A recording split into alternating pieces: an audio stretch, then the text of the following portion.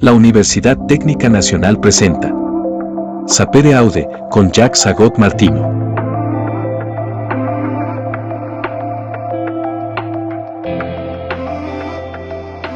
Somos UTN. Hola, queridos amigos, queridas amigas, bienvenidos a una edición más del programa Sapere Aude, conversando con los grandes escritores. Y hoy vamos a volver a visitar a un poeta costarricense muy cercano a nuestro corazón. Me refiero a don Julián Marchena, inmenso poeta, una de las glorias de la literatura costarricense. Un hombre muy de nuestra época, nació en 1897, el mismo año en que moría en Viena Johannes Brahms, para que se formen una idea, el gran compositor romántico alemán Johannes Brahms, 1897, el año en que se estrenó el Teatro Nacional, 1897, ahí lo tienen, se estrenó con la ópera Fausto de Charles Gounod, el 19 de noviembre de 1897, para ser precisos. Entonces nació en 1897 don Julián y murió en 1985. Vivió mucho para la época, 88 años, mucho. Y fue, por supuesto, uno de los príncipes de la poesía costarricense. Muchas de sus obras, como Vuelo Supremo, ¿quién no ha oído Vuelo Supremo y quién no lo ha admirado? Viajar, Lo Efímero y el bellísimo Romance de las Carretas, que creo recordar que ya lo comentamos.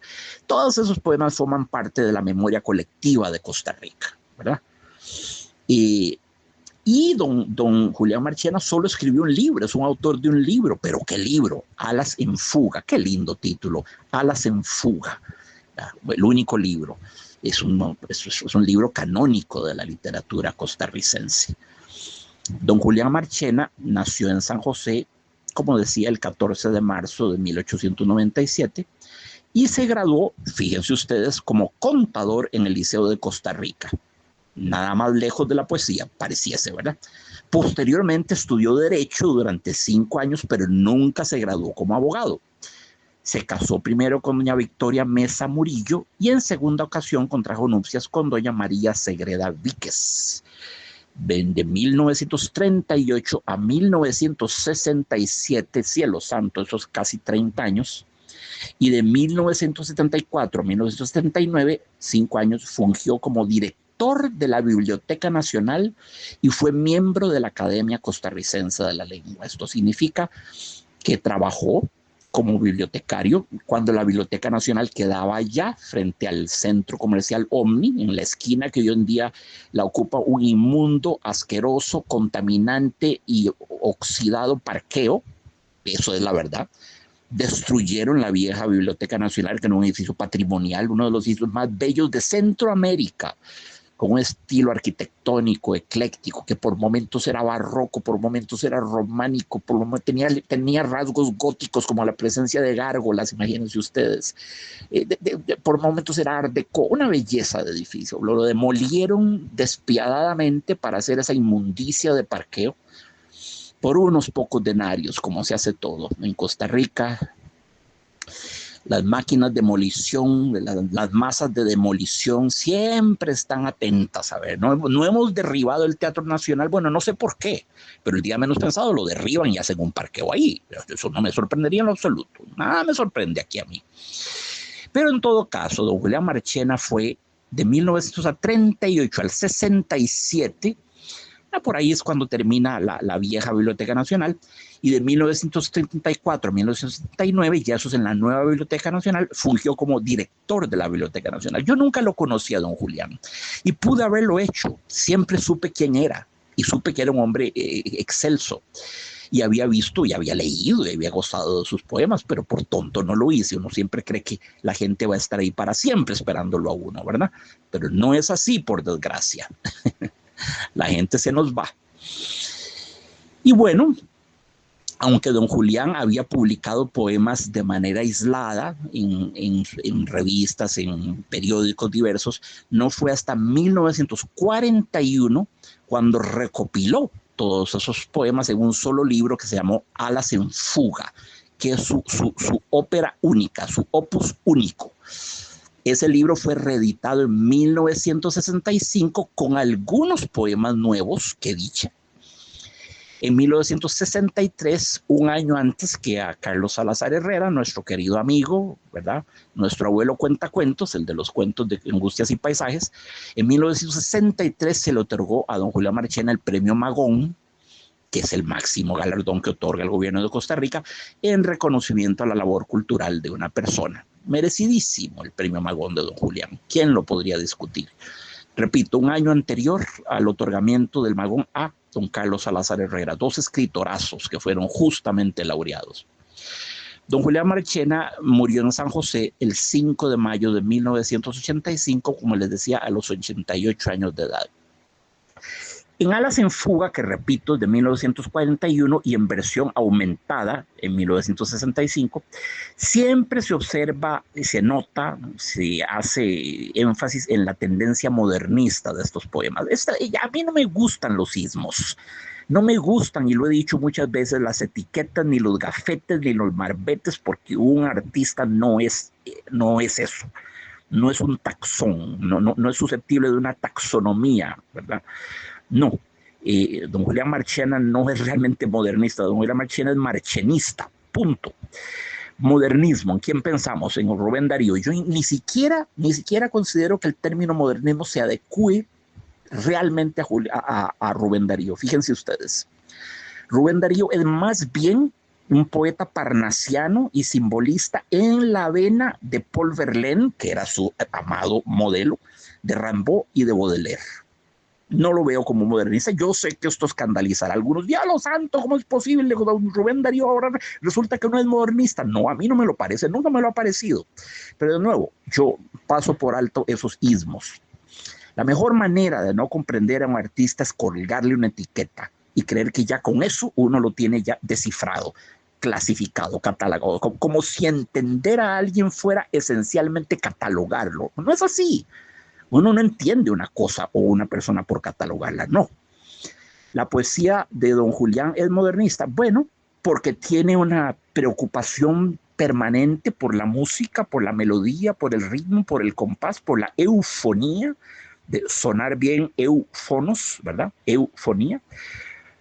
Pero no es el modernismo de Rubén Darío. En la poesía de Julián Marchena no hay las abundantes, diluviales alusiones a la mitología, a todas las mitologías, no solo la griega, a la clásica grecorromana, no, a todas las mitologías. Es muy difícil de leer. Rubén Darío es muy difícil. Las alusiones a las mitologías diversas. No hay en don Julián Marchena las palabras insólitas, deslumbradoras, formidables que se inventaba a veces Rubén Darío. Algunas se las inventaba, otras se las sacaba ahí de su libro de secretos, el gran brujo de la poesía que era. No, don Julián Marchena es llano, es sencillo, es llano, es noblemente llano. No, Rubén Darío es mucho más emperifollado, mucho más complejo. Son de degustación relativamente fácil los poemas de don Julián Marchena, y eso es una gran virtud. No lo digo como un defecto, al contrario, es una gran virtud. Era lo que Borges llamaba la profunda simplicidad, cuando la simplicidad es indicio de profundidad y cuando la profundidad asume la forma de lo sencillo.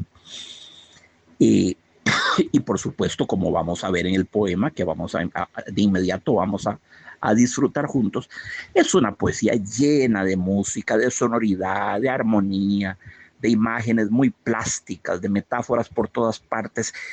Hay algo muy visual, como van a verlo en la poesía de Julián Marchena. Son poemas que casi diría uno que los pintó. No solo los escribió, los pintó. Parecieran acuarelas no sé de quién podrían ser, no sé. Un poco impresionistas, un poco a lo Claude Monet tal vez, o a lo Jean Renoir, por ahí. Camille Pissarro, Sisley, alguno de estos grandes, Edgar Degas, de estos grandes poetas impresionistas, músicos, pintores impresionistas, músicos también hay impresionistas, Claude Debussy, Maurice Ravel, ¿verdad? Impresionismo fue un movimiento en todos los campos esencialmente francés, no fue germánico, ni eslavo, ni español, fue esencialmente francés.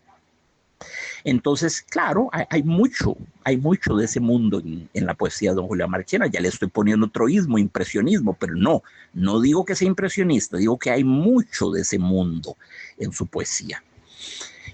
No es una retórica altisonante, ¿verdad? Grandilocuente, no es mitológico, no hace alusión a tierras exóticas que nadie sabe dónde quedan. No, no, no. Eh, don Julián Marchena era muy conservador, usaba el soneto, como lo vamos a ver ahora, con toda adhesión a las normas clásicas del soneto.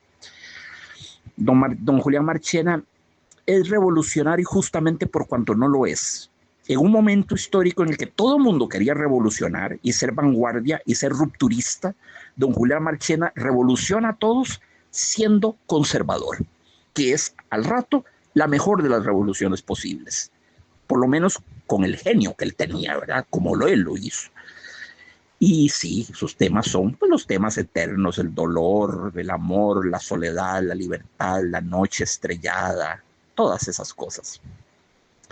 Y ese es el gran Julián Marchena, el gran escritor que vamos a explorar hoy, que vamos a disfrutar casi eucarísticamente, como si fuera una hostia, vamos a consumir, digamos, la carne poética de don Julián Marchena, porque toda su alma está vertida en su poesía. Es un hombre que vivió para la poesía, que vivió enteramente para ese libro, que fue un libro de muy lenta gestación, fue el libro de una vida entera y el único libro. Escribió un par de cosillas más por ahí que no tienen absolutamente ninguna relevancia, amigos, ni siquiera las quiero mencionar. Básicamente es el autor de Alas en Fuga, que fue publicado en 1941 con ilustraciones ni más ni menos que de Francisco Amiguetti. Vean qué confluencia de genios, ¿verdad? Entonces, don Julián Marchena lo recordamos como poeta, como escritor, como educador, ¿verdad? Y ese es sobradamente título de gloria para honrar su memoria y para tenerlo como uno de los más altos faros de la literatura costarricense. Y ahora acompáñenme en la travesía a través de uno de sus más bellos poemas. Qué gran poeta era Julián Marchena, qué gran poeta. No ceso de asombrarme y de sentirme deslumbrado por su inspiración lírica, por la musicalidad de sus versos, de su poesía. Extraordinario. De Alas en Fuga, ¿verdad? Que es el único libro que publicó en 1941, como les decía antes. Y escogí para esta ocasión un poema muy cercano a mi corazón, que se llama El Loco. y es un soneto. Ya hemos discutido lo que es un soneto, ¿verdad? La más clásica, antigua, venerable, canónica forma poética de todos los tiempos. Un soneto, ¿cómo qué? Como los sonetos de Shakespeare. ¿Quién más escribió sonetos? Bueno, Francesco Petrarca, del Renacimiento, italiano, escribió sonetos. A ver, Mallarmé, Stéphane Mallarmé, el poeta simbolista francés, escribió sonetos muy difíciles de entender, muy herméticos, muy cifrados, pero maravillosa poesía. Y bueno, para mencionar el libro más importante en el desarrollo de la poesía del siglo XIX, Las Flores del Mal de Baudelaire, que salió en 1857, año muy interesante, porque en ese mismo año Flaubert publicó Madame Bovary. Entonces, Madame Bovary fue una revolución en el campo de la novela y Las Flores del Mal fueron una revolución en el campo de la poesía, y los dos salieron en 1857. Y adivinen qué, les cuento esto como una anécdota, los dos fueron prohibidos inicialmente por la censura, por le mœurs publiques, por en nombre de las costumbres morales y de la decencia burguesa, y por el mismo cretino, el mismo censor, una especie de alguacil o de fiscal de todo lo que se escribía en la época, un viejo que hasta nombre de malo tenía, Ernest Pinard, feo nombre. Y Ernest Pinard obligó a Baudelaire a quitar varios poemas de Las Flores del Mal, porque los consideró que eran casi pornográficos. Y eso no importó, porque ya en la segunda edición Baudelaire los había ya incluido de nuevo, e incluso unas nuevas piezas que enriquecieron más el volumen. A Madame Bovary no, Pinard no le pudo hacer tanto daño porque atención lo que es la mentalidad de la gente en esa época y sigue siéndolo al día de hoy, me temo.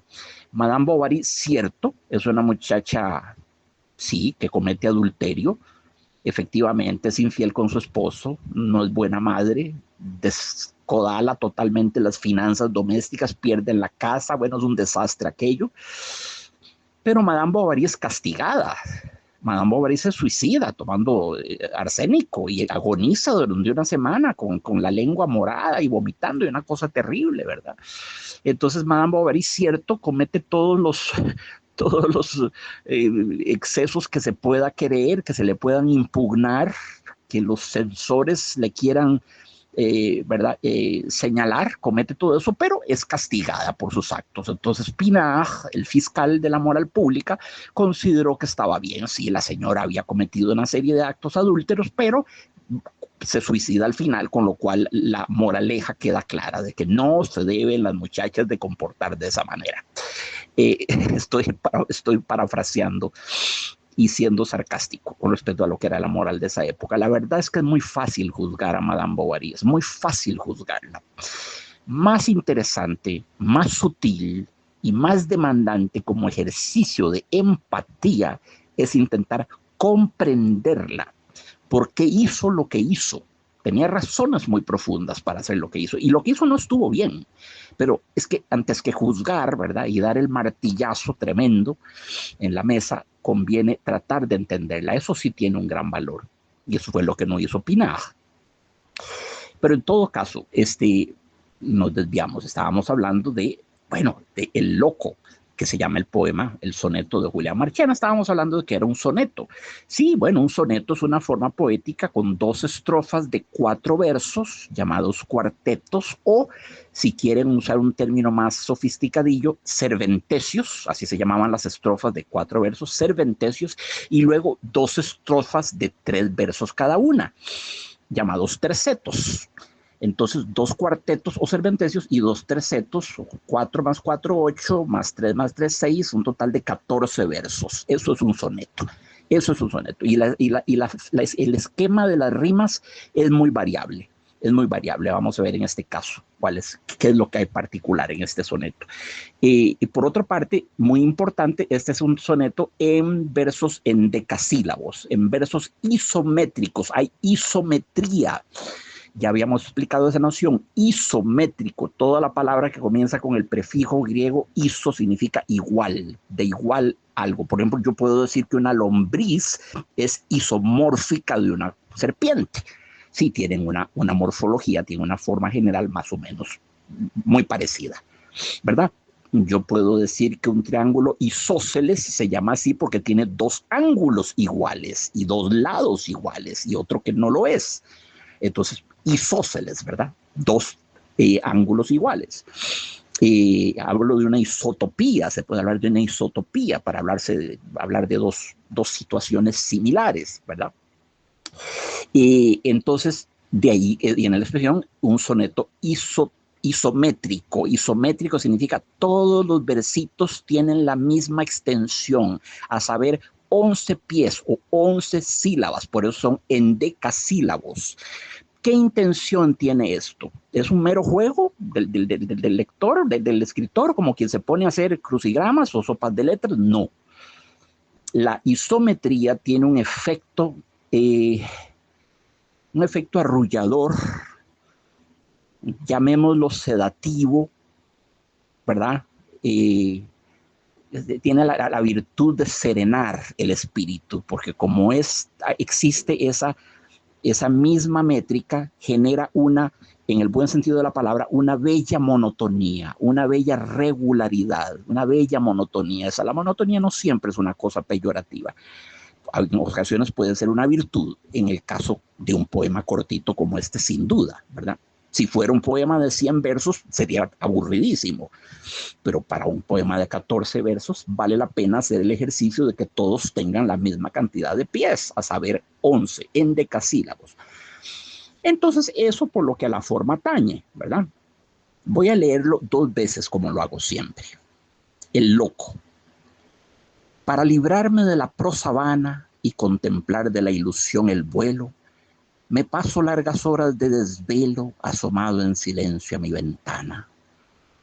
Hundo mis ojos en la noche arcana y mientras sorbe en plenitud de cielo toda la inmensidad, como mi anhelo, de magníficos astros se engalana.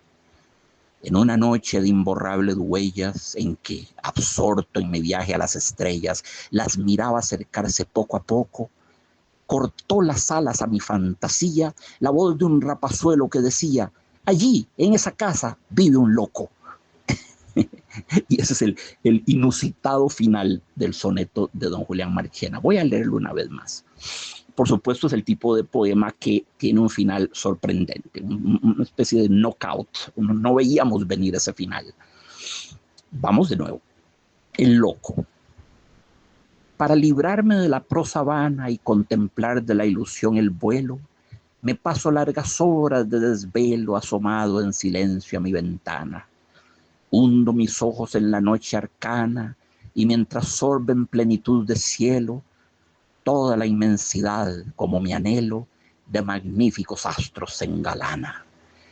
En una noche de imborrables huellas en que, absorto en mi viaje a las estrellas, las miraba acercarse poco a poco, cortó las alas a mi fantasía la voz de un rapazuelo que decía: allí en esa casa vive un loco. Recuerdo haber comentado este poema con don Joaquín Gutiérrez, quien por supuesto conoció a Julián Marchena.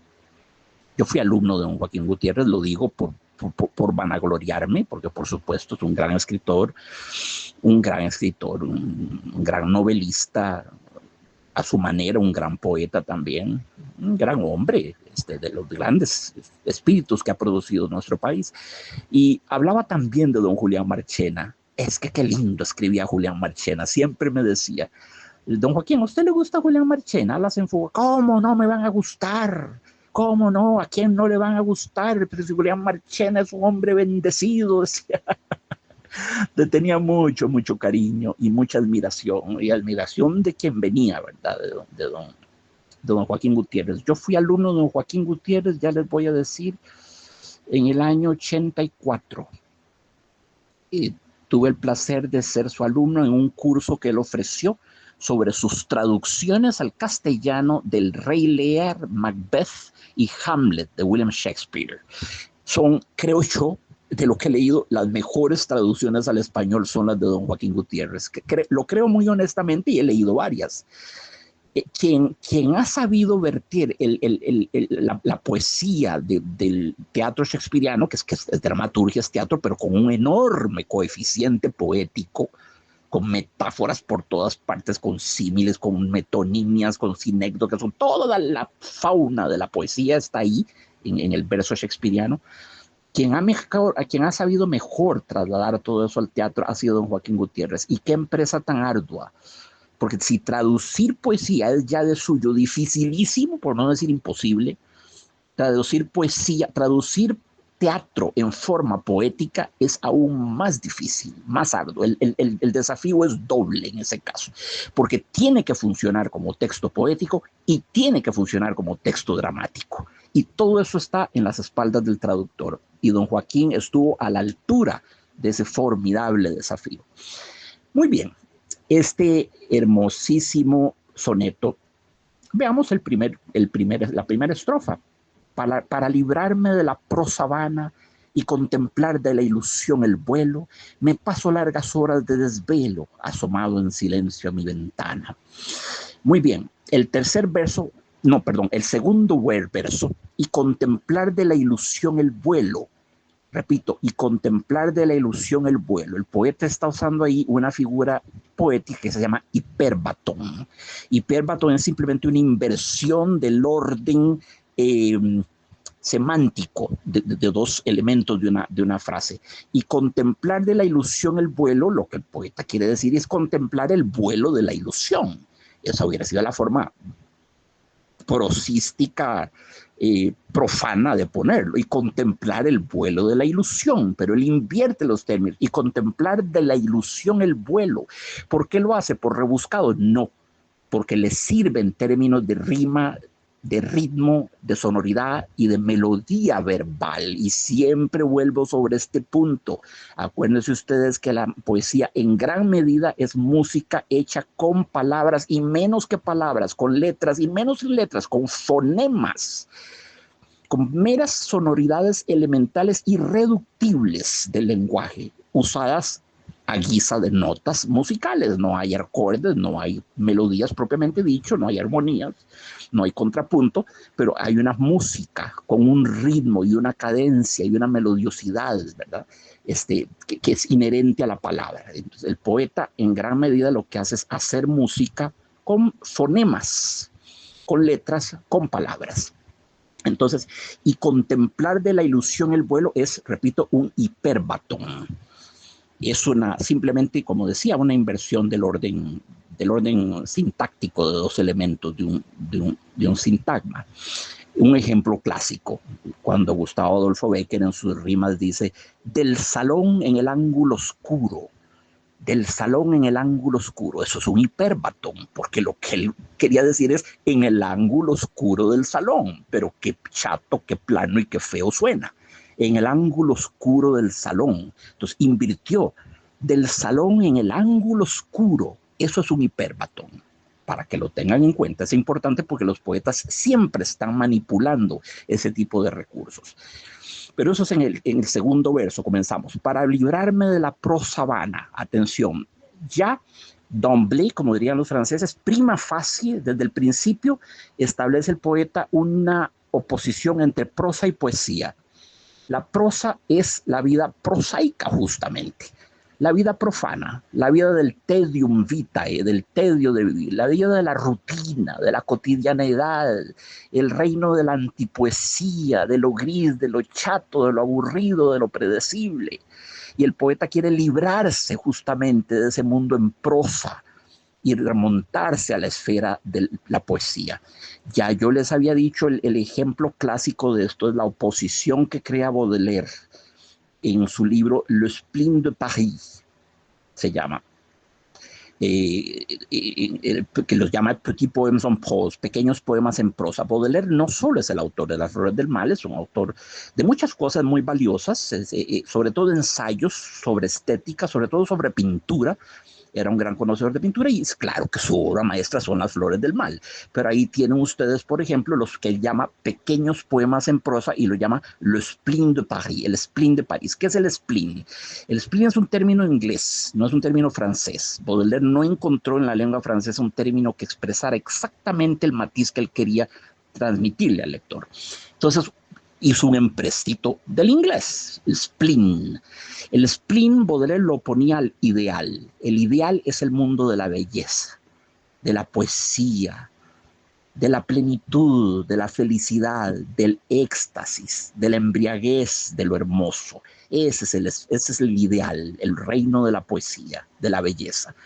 Oír la sinfonía pastoral de Beethoven, como lo estaba haciendo ayer, por cierto. Versión de Pierre Monteux con la Filarmónica de Viena. Qué versión más bella, la más bella que he oído en mi vida. Eso es el mundo del ideal. Pero luego se opone al mundo del ideal el mundo del spleen. El spleen es, como ya lo dije, el reino de la antipoesía. El lento y atroz descenso a la vida empobrecida por su falta de poesía. Eso es el spleen. El spleen es tener que hacer fila en un banco para cambiar un maldito cheque. Eso. O en una fila de pagos de algún servicio básico. Eso es el spleen. Es lo que se vive en las burocracias, lo que se vive en esos ambientes grisáceos, opresivos, asfixiantes, kafkianos. Eso es el spleen. Un ejemplo entre mil. Muy baudeleriano, por cierto. Uno puede pensar, bueno, un beso. Darle un beso a la mujer amada, amada y deseada, deseada por cuanto amada y amada por cuanto deseada, darle un beso profundo. Bueno, 10 segundos de beso. Qué cima del éxtasis, diría uno. Por un lado, y no se equivoca, no se equivoca.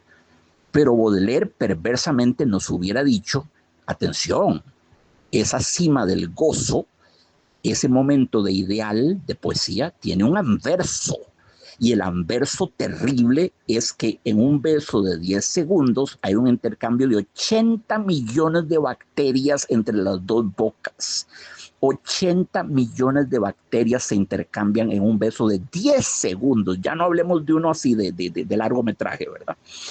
Ahí tienen ustedes. Ahí tienen la oposición terrible entre el ideal, la poesía, la belleza, la plenitud, el ensueño, la magia, la sensualidad, la ternura y el spleen, que es como el que viene a desinflar todo aquello. Sí, el spleen con su voz perversa te dice, pero ¿sabes qué? En ese beso tan lírico y tan sentido hay un intercambio de 80 millones de bacterias, de gérmenes, por lo menos, posiblemente más, en 10 segundos de beso, que no es un beso demasiado extendido. Se ha dicho, depende cómo lo viva uno, se puede hacer eterno o se puede hacer extremadamente fugaz. Bueno, ahí les puse dos dimensiones de la realidad poética y la realidad de la microbiota, la realidad del microscopio, que no es inherentemente poética. Y otro ejemplo, por ejemplo, del spleen y el ideal, de la posición del spleen ideal, está en un poema en prosa del spleen de París, de Baudelaire, los pequeños poemas en prosa, uno que se llama La sopa y las nubes. Y dice poco más o menos así: mi amada y dulce esposa venía de ponerme la sopa en la mesa y yo me entretuve contemplando las nubes por la ventana. Esas maravillosas arquitecturas del vapor, esas formas arquitectónicas móviles que se desplazan lentas, majestuosas en el cielo.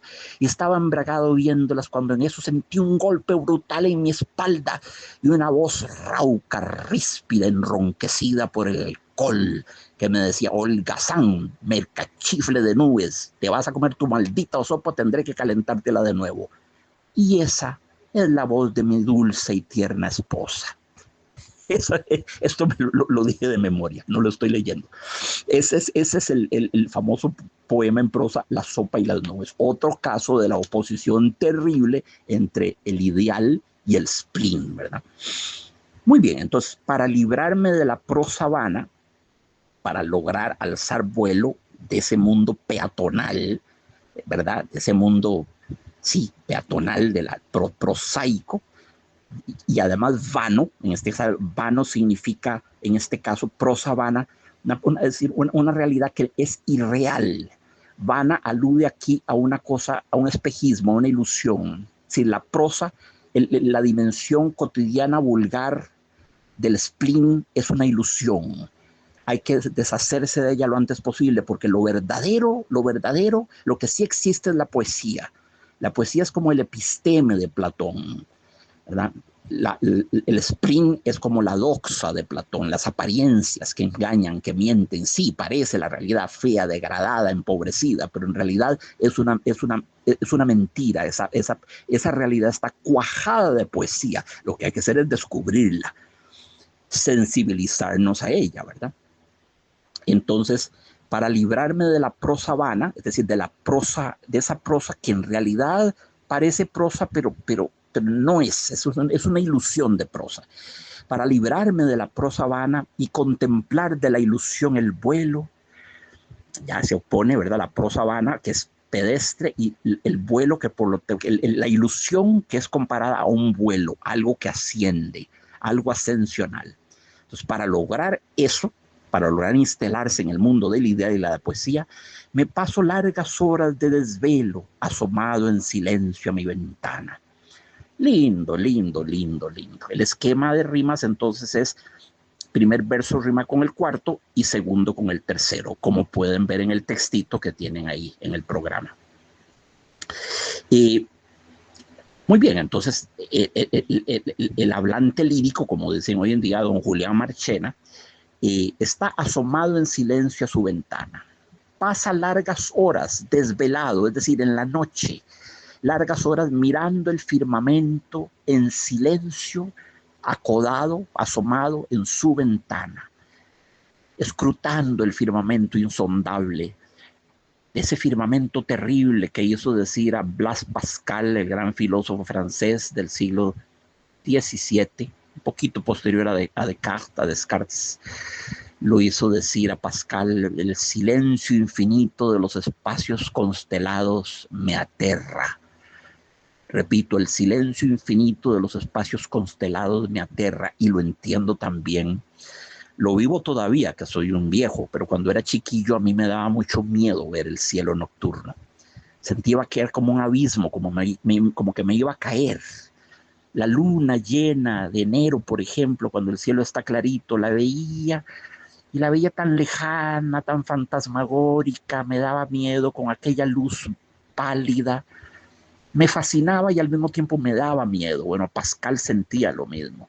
Entonces, don Julián Marchena pasa las horas de la noche desvelado, asomado en silencio a mi ventana. Es un contemplador, es un hombre que contempla. Necesita tiempo para eso, necesita tiempo, ocio creativo para eso. Para hacer esto, no podemos vivir en el mundo del negocio. Negocio significa ocio, la negación del ocio, esa es la etimología de la palabra. El prefijo neg indica no, ¿verdad?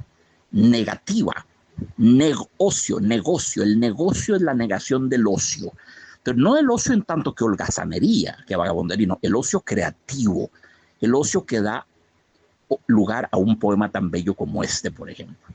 Entonces, más adelante nos dice don Julián: hundo mis ojos en la noche arcana. Arcana significa misteriosa. Hundo mis ojos en la noche arcana. Es una zambullida visual. No dice que está viendo, no.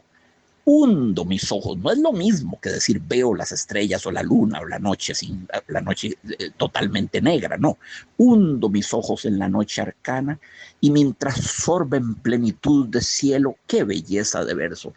Mientras esos ojos hundidos en la noche misteriosa, en la noche arcana, mientras esos ojos sorben plenitud de cielo, los ojos beben la plenitud de cielo, donde plenitud equivale a hermosura, a belleza, a amplitud, ¿verdad? Mientras esos ojos sorben la belleza del cielo, sorben plenitud de cielo, toda la inmensidad, como mi anhelo, de magníficos astros se engalana. Entonces, hay una inmensidad dentro del poeta que es conmensurable con la inmensidad externa al poeta, ¿cierto? El espacio sideral es infinito, vertiginoso, casi aterrador en ese aspecto, pero la inmensidad que el ser humano lleva dentro, el infinito hacia adentro, hacia lo infinitamente pequeño, ¿verdad? También es vertiginoso. El cuerpo humano con respecto a una de sus partículas cuánticas es un universo inmenso, insondable, misterioso, inabarcable y una cosa tremenda, ¿verdad? Pascal, vuelvo a Blaise Pascal, el gran filósofo francés del siglo XVII, como ya les dije.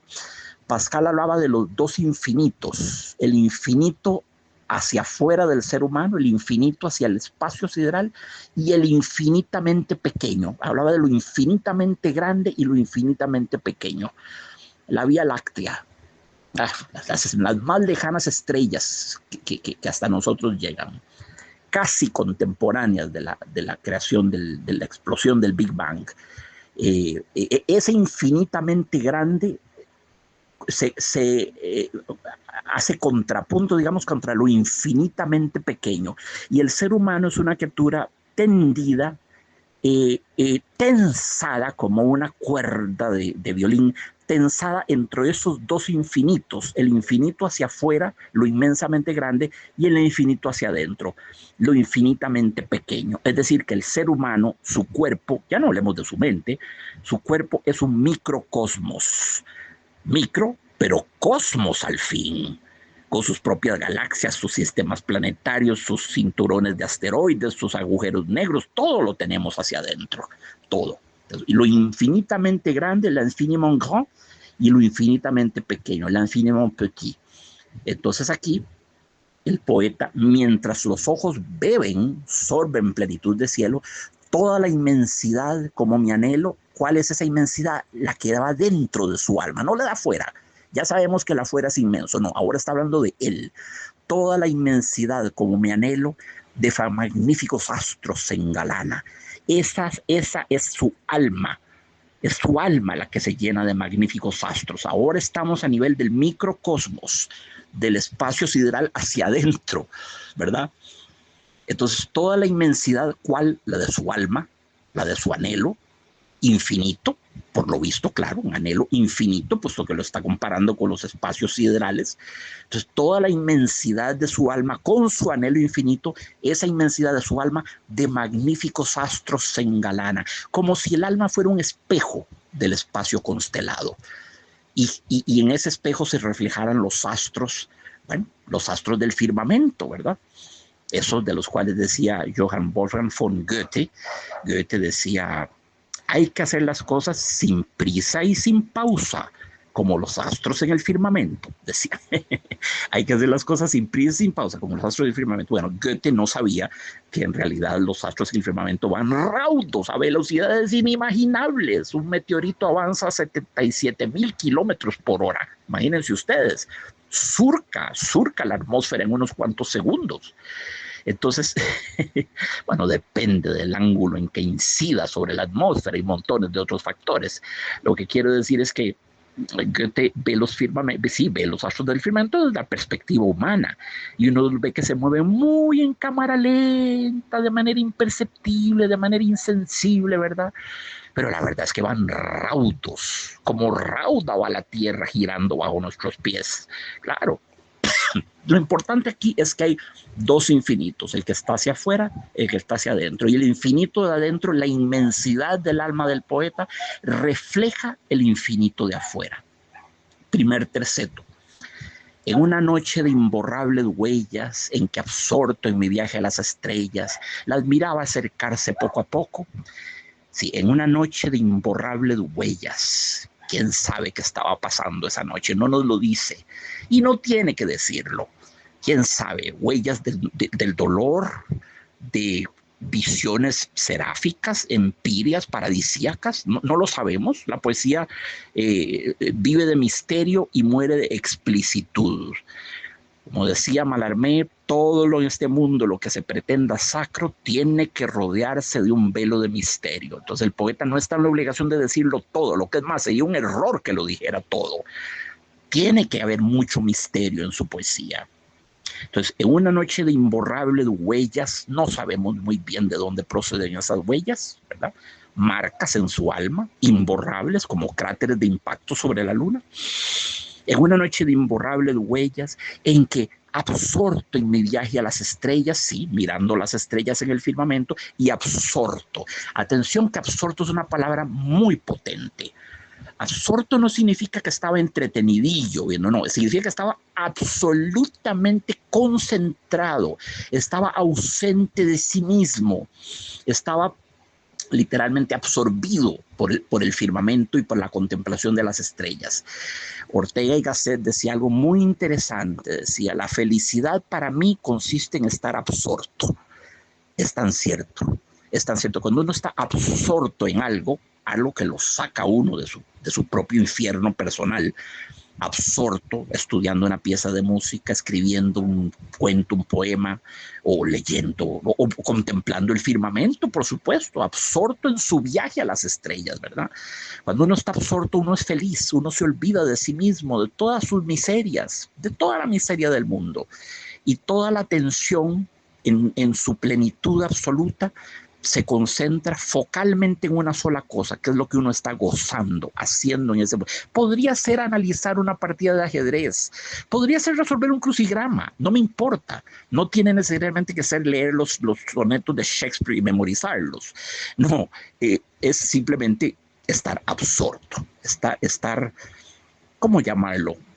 Casi ausente de uno mismo, ¿verdad? Volcado enteramente sobre el objeto de contemplación. Entonces, en una noche de imborrables huellas, en que absorto en mi viaje a las estrellas, las miraba acercarse poco a poco, algo va a pasar. ¿Qué pasó en esa noche de imborrables huellas? Nos lo dice el último terceto. Cortó las alas a mi fantasía la voz de un rapazuelo que decía, allí en esa casa vive un loco. Ahí tenemos el descenso al spleen, un poco violento, ¿verdad? Entonces, mientras estaba absorto en su viaje a las estrellas, Algo cortó las alas de su fantasía. La fantasía ya sabíamos, ya habíamos dicho que es lo que alzaba el vuelo. Lo tenemos desde el segundo verso. Y contemplar de la ilusión el vuelo. Pero para volar hace falta alas. Y la fantasía necesita alas para volar. Y si le cortan esas alas, cae uno brutalmente como Ícaro, precipitándose en el océano, ¿verdad? Cuando sus alas de cera se derritieron por la excesiva proximidad al sol. Entonces cortó las alas a mi fantasía la voz de un rapazuelo. ¿Qué es un rapazuelo? Un rapazuelo es un chiquillo, un muchachillo, pícaro, malicioso, posiblemente ladrón, aunque no necesariamente es tan derogatorio el término. Un rapaz, bueno, un rapaz hace uno alusión a las aves de rapiña, ¿verdad? Los animales rapaces, ¿verdad? Que arrebatan, que capturan, que devoran. Rapacidad, ¿sí? Rapaz. Pero también la palabra tiene un significado menos duro, menos agresivo. Un rapaz es un chicuelo, un rapazuelo es un chicuelo, es un chiquillo, un muchachillo, tal vez un poco pícaro, sin duda burlista, en este caso, sin duda irrespetuoso, es lo menos que podemos decir. Un chiquillo que pasa y ahí le corta las alas al poeta. Allí, en esa casa, vive un loco. Imagínense ustedes qué aterrizaje, ¿verdad? Qué aterrizaje forzoso y brutal. Ahí en esa casa vive un loco. Eso es lo que pasa con el rapazuelo. Le propina al poeta una sobredosis de spleen y lo hace aterrizar de manera violenta, ¿verdad? Lo arranca al mundo de la poesía, del mundo del ideal. Hay un intertexto, una referencia en este poema de Julián Marchena obligada a Platero y yo de Juan Ramón Jiménez. Hay el séptimo fragmento de esta maravillosa prosa poética, o como Neruda lo hubiera llamado poesía, que es Platero y yo. Espero que todos la hayamos leído, lo que estamos oyendo esto. Texto maravilloso, ¿verdad? El fragmento número séptimo de Platero y yo se llama El Loco. Y está clarísimo, clarísimo que don Julián Marchena lo conocía para haber escrito el poema que escribió. Voy a leer el texto de Juan Ramón Jiménez. Vestido de luto, con mi barba nazarena y mi breve sombrero negro, debo cobrar un extraño aspecto cabalgando en la blandura gris de Platero. Cuando yendo a las viñas cruzo las últimas calles blancas de cal con sol, los chiquillos gitanos, aceitosos y peludos, fuera de los harapos verdes, rojos y amarillos, las tensas barrigas tostadas, corren detrás de nosotros, chillando largamente. ¡El loco! ¡El loco! ¡El loco! Delante está el campo ya verde, frente al cielo inmenso y puro de un incendiado añil. Mis ojos, tan lejos de mis oídos, se abren noblemente, recibiendo en su calma esa placidez sin nombre, esa serenidad armoniosa y divina que vive en el sinfín del horizonte. Y quedan allá lejos, por las altas eras, unos agudos gritos, velados finamente, entrecortados, jadeantes, aburridos. El loco, el loco, el loco, loco. Y ese es el texto de Juan Ramón Jiménez. Bueno, evidente, estamos en la misma situación, ¿verdad? El poeta va a lomos de la blandura gris de su burrito platero, él vestido de negro con su barba nazarena y su sombrero negro, contemplando las blancas calles, ¿verdad? Con cal soleadas, ¿verdad? Las viñas, contemplando el campo verde, el cielo inmenso y puro de un incendiado añil, contemplando todas esas cosas bellísimas, y de pronto los chiquillos gitanos lo persiguen porque qué extraño atuendo. Este hombre vestido de duelo, de luto, de negro, con su sombrerito negro, a lomos de un burrito gris. Y lo persiguen, le dicen, el loco, el loco, el loco. No lo agreden, no le tiran pedradas, no lo escupen, no, simplemente los divierte a los chiquillos, los divierte esa figura tan curiosa, en cierto modo tan quijotesca, aunque Juan Ramón se compara a sí mismo más al Nazareno, más concretamente cuando Jesucristo hace su entrada en Jerusalén, que viene a lomos de unos burritos, de un asno, viene a lomos de un asno, antes no entra en un tremendo corcel brioso y bélico, no, entra a lomos de un asno, que es uno de los momentos de mayor sentido del humor de Jesucristo. Esa entrada a lomos de un asno era como una manera de burlarse de todo el ejército romano. Ustedes entran en tremendos caballos llenos de armaduras y de festones y toda aquella cosa, aquel aparato, aquella cosa. Y yo, miren, aquí vengo tranquilo y descalzo, sentadito en un burrito. Este es mi ejército. Puedo más yo sentado en este burrito que todo el ejército romano, con sus cascos, sus flecos, sus sandalias, sus lanzas, sus dagas, sus mazas, sus redes, todo el atuendo de los gladiadores. Entonces aquí Juan Ramón está entrando a lo Jesucristo, a lo nazareno, claro, sí, puesto que va a lomos de un burrito. Y él va contemplando todo alrededor de él con esa mirada de poeta, la mirada del ideal. Y de pronto lo arrancan a ese mundo lo arrancan los chiquillos, chillando largamente, no dice gritando, chillando largamente. El loco, el loco, el loco. El loco, el loco, loco. Conforme se van perdiendo en lontananza. Entonces, evidentemente que don Julián Marchena, digamos que abrevó en el manantial de Platero y yo para escribir su poema. El principio es el mismo, ¿verdad? El principio es el mismo, es el contraste entre el spleen y el ideal, entre la prosa vana, como diría don Julián Marchena, ¿verdad? El mundo del rapazuelo que le dice, loco, en esa casa ya vive un loco. ¿Verdad? Ese es el llamado al principio de realidad, es el aterrizaje brutal en el principio de realidad. Y es un niño el que lo dice, atención, como el niño cuando dice, pero si el emperador va desnudo en el vestido nuevo del emperador, cuento magistral de Hans Christian Andersen, ustedes lo recuerdan, ¿verdad? Entonces el chiquillo lo retrotrae al principio de realidad de manera un poco brutal cuando le dice, allá en esa casa vive un loco. Y se refiere a don Julián Marchena. Como los chiquillos gitanos le gritan, el loco, el loco, el loco, a Juan Ramón cuando pasa cual el nazareno a lomos de su gris burrito platero. Y eso es esencialmente lo que quería decirles de este poema maravilloso. Se puede hablar mucho más, por supuesto, la literatura en eso es inagotable, pero no tenemos por qué agotar el poema. No conviene agotar un poema, no conviene esterilizarlo, no conviene convertirlo en una cosa perfectamente cartografiada. No, esto no es una disección y esto no es un quirófano, no es una mesa de operaciones forenses, no, esto es poesía. La poesía hay que develar lo que hay que develar, conviene exhibir lo que hay que exhibir, pero mucho debe quedar arrebujado en el misterio, envuelto en el misterio. Esa es la esencia de la poesía. Siempre será bueno que un poema tenga cosas inciertas, grises, que no sabemos muy bien exactamente qué quiso decir, porque la poesía no es el reino de lo exacto, no es una ciencia exacta, es justamente el mundo de la ambigüedad, ¿verdad? Del in-between, del no estamos muy seguros si es esto o lo otro. Que no los atormente si hay algo en este poema que no es particularmente difícil, si hay algo que les resulta un poquito opaco, un poquito oscuro, es perfectamente deseable que así sea, porque esa es la naturaleza de la poesía.